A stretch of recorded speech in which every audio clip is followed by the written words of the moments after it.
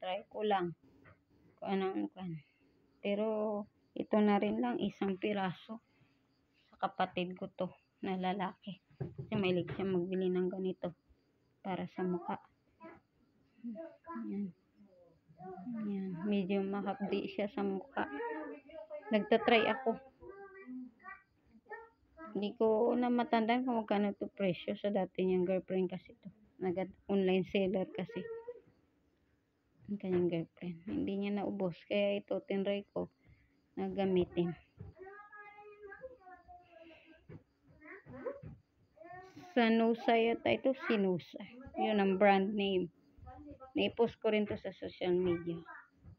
Marami yun. Kaya lang, matagal na to. Saka matagal pa rin to mag-expire. 3 years pa. 2027 yata nakalagay doon. Kaya ayun. Ginamit ko kasi naka-stock lang. Hindi na rin ginamit ang kapatid ko nung nandito siya. Kaya ayun. Thank you for watching. Sa ngayon, wala akong kakayan magbili ulit ng ganito kasi wala akong pera ngayon. Saka hindi ako mahilig magpaputi dahil tinatamad ako magpaputi. Okay na yun sa akin ng sabon na sakto. Yung mga simple, ordinaryo lang. Sige po, thank you for watching. Bye-bye.